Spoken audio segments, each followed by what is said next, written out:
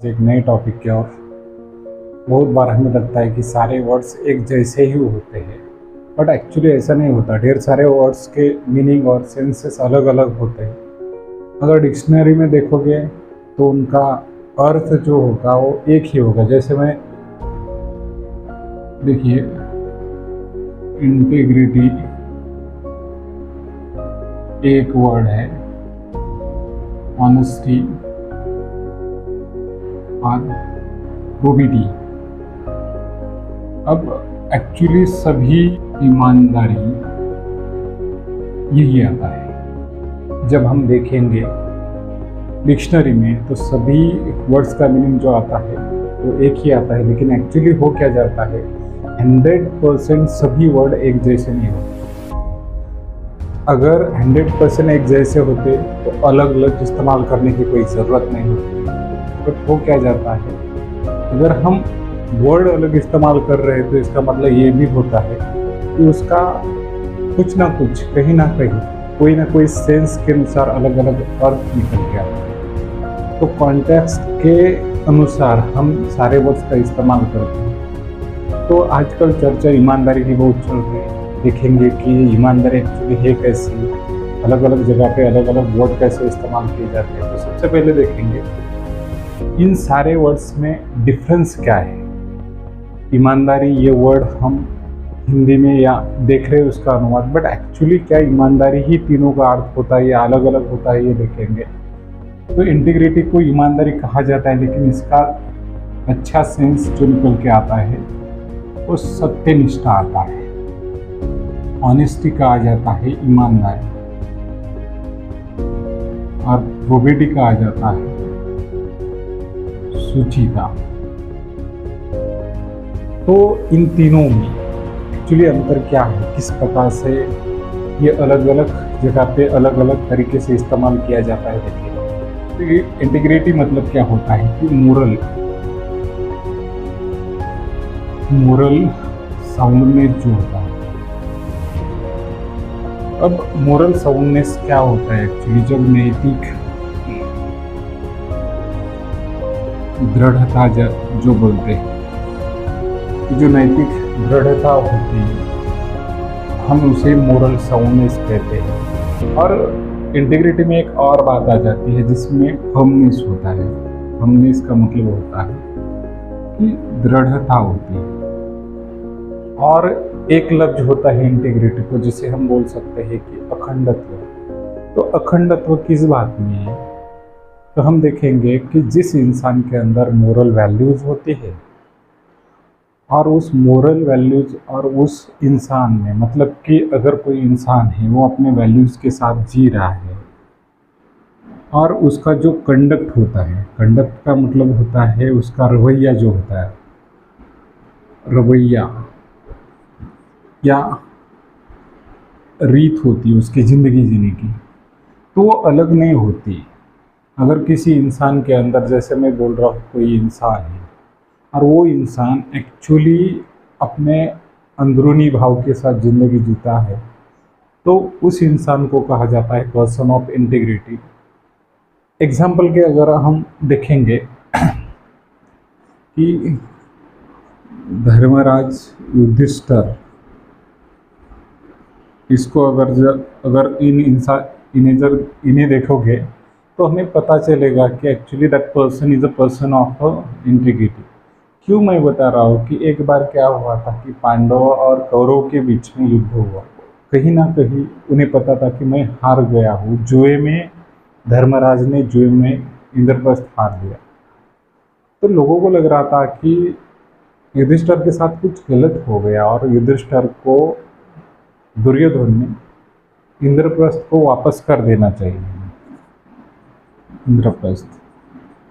पर युधिष्ठिर को ये बात अच्छी नहीं लगी। युधिष्ठिर को ये बात लगी कि मैं हारा हूँ, और ये सबसे बड़ा सत्य है कि मैं हारा हूँ। अगर सत्य है कि मैं जुए में इंद्रप्रस्थ हारा हूँ तो मुझे अंदर ही अंदर मेरे मोरल वैल्यू सपोर्ट नहीं कर रहे। यहाँ पे दृढ़ता होती है। सब लोग कह रहे हैं, भीष्म पितामह भीष्म कर रहे हैं, द्रोण कर रहे हैं, कि धर्मराज तुम इंद्रप्रस्थ दोबारा वापस दे रहे हो तो ले लो, बट एक्चुअली हारी हुई चीज़ लेना ये धर्मराज को कभी अच्छे नहीं लगी, उनके नीति में ये नहीं था। जैसे वो सच में ज़िंदगी जीते थे, एक्चुअली उनका मोरल वैल्यू जैसे थे वो जीते थे।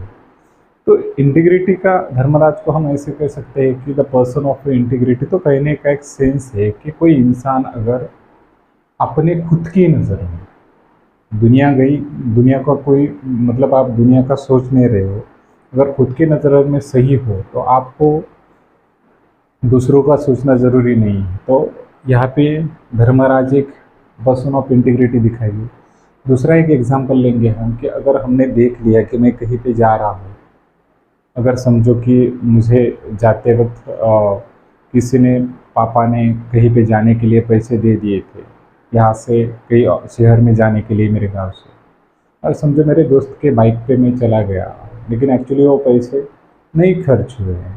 तो मेरा आते वक्त एक काम है कि मुझे पैसे अपने पिताजी को वापस देने चाहिए।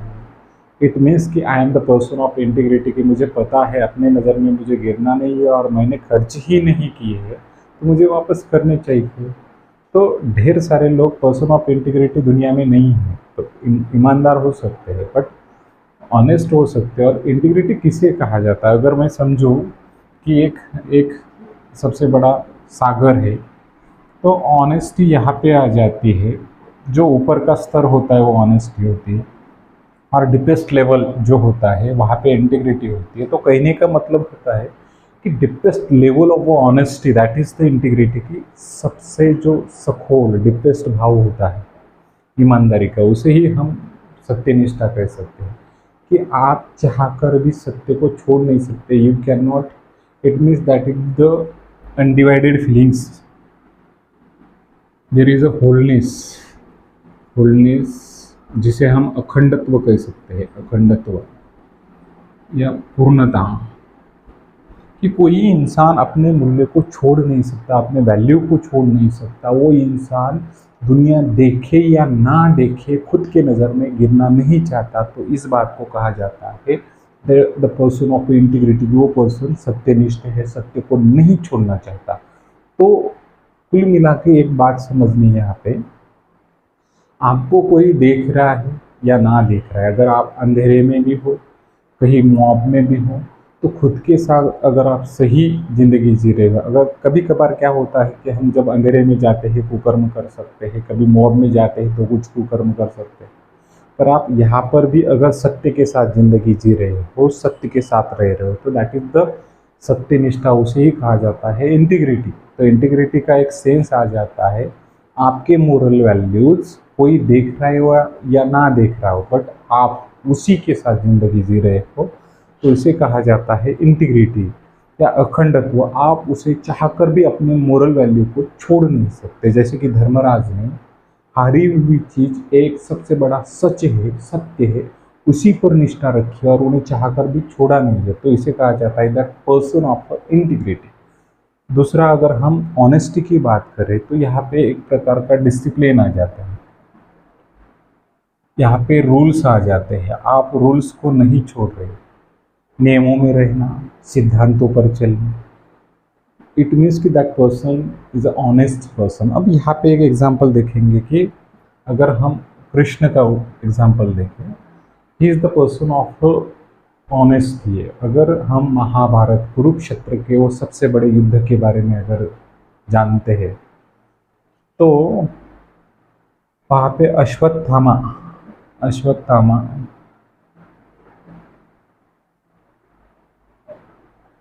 अश्वत्थामा द्रोण के पुत्र थे।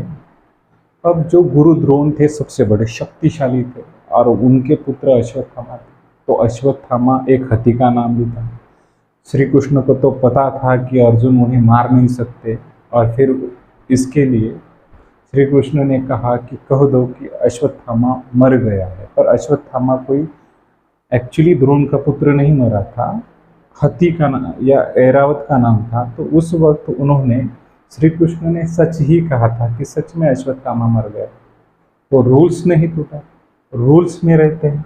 तो यहाँ पे ईमानदारी का मतलब होता है कि रूल्स को ना तोड़कर भी आप कभी कभार रूल्स को मतलब तोड़ते ही नहीं हो, उसे ही कहा जाता है द पर्सन ऑफ ऑनेस्ट, ईमानदार होता है। कभी कभार ऐसा भी होता है, अगर आपको गवर्नमेंट कभी कभार पैसे दे देती है कुछ काम करने के लिए, ऑफिशियल काम करने के लिए, कि मुझे यहाँ पे कहीं और जाने के लिए गवर्नमेंट पैसे दे रही है, लेकिन उस वक्त जाते वक्त मेरा कोई करीबी रिश्तेदार आ गया और मुझे उसने वहाँ तक छोड़ दिया। यहाँ से मुझे पुणे जाना है, पर मेरे दोस्त ने या मेरे किसी करीबी रिश्तेदार ने मुझे वहाँ पे छोड़ दिया, तो गवर्नमेंट के पैसे तो मैंने लिए ही नहीं। तो मैं अगर ये नहीं ले रहा हूँ तो I am a person of integrity, कि मैं सत्यनिष्ठ वाला इंसान हूँ। बट अगर मैं पैसे ले रहा हूँ तो एक गवर्नमेंट का रूल है, कोई इंसान अगर काम कर रहा है तो उसे काम के पैसे देने ही चाहिए। तो रूल्स नहीं तोड़ रहा हूँ, कोई बेईमानी नहीं कर रहा हूँ, तो I am the person of honesty. और अलग एक बात, प्रोबेटी जो होती है, जो इंस्टीट्यूशनल, और दूसरी हो जाती है पर्सनल। तो जनरली एक ऑर्गेनाइजेशन होती है, या जिसे हम संगठन कह सकते हैं, तो प्रोबेटी संगठन के जगह पे, जहाँ पे सबसे बड़ा संगठन होता है, कोई कंपनी होती है, कोई ऑर्गेनाइजेशन होती है, तो इस जगह पे आप प्रोबेटी सूचिता कह सकते हो। ये ईमानदारी की ही, इंटीग्रिटी की हाईएस्ट इंटीग्रिटी ही होती है। बट ऑर्गेनाइजेशन के लेवल पे, किसी कंपनी के लेवल पे जो रूल्स को पालने वाली अगर कोई ऑर्गेनाइजेशन है, जैसे कि हम बोल सकते हैं कि लेफ्ट कैसे आ सकता है, इंटीग्रिटी ऑफ इलेक्शन कमीशन नहीं आ सकता, प्रोबेटी ऑफ इलेक्शन कमीशन। तो कहने का मतलब होता है इंटीग्रिटी ऑफ इलेक्शन कमीशन के बजाय पे प्रोबेटी, या प्रोबेटी फाइनेंशियल प्रोबेटी,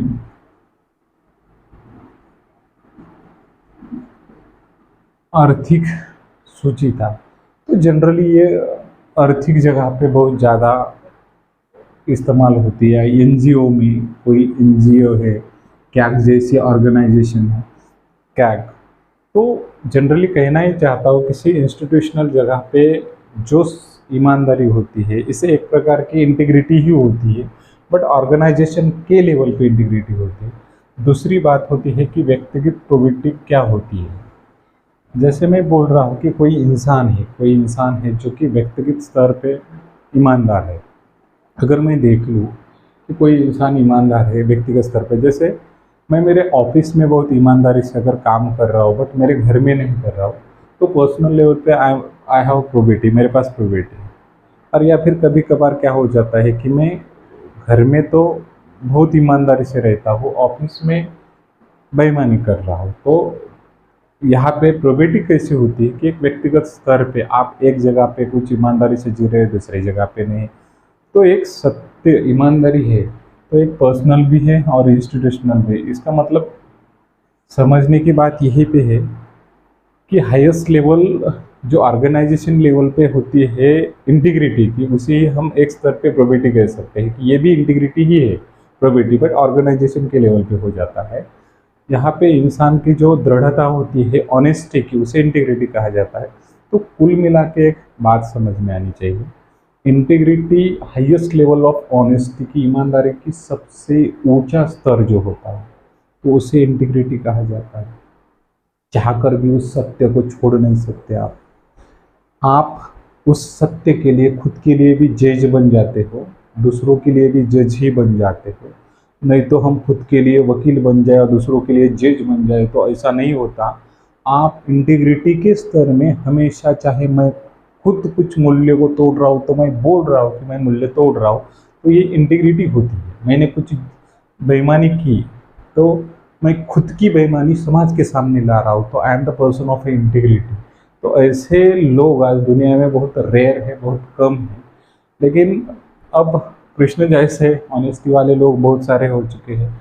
और ऑर्गेनाइजेशन जैसे कि टाटा की एक ऑर्गेनाइजेशन है जहाँ पे प्रोबेटी ऑफ टाटा कंपनी, तो ये प्रोबेटी की पूरी कंपनी ही एक मोरल वैल्यूज़ को सपोर्ट करती है, और उनके कंडक्ट में यानी व्यवहार में भी ये सब कुछ होता है। तो इस प्रकार से सारे लफ्ज़ डिफरेंट होते हैं।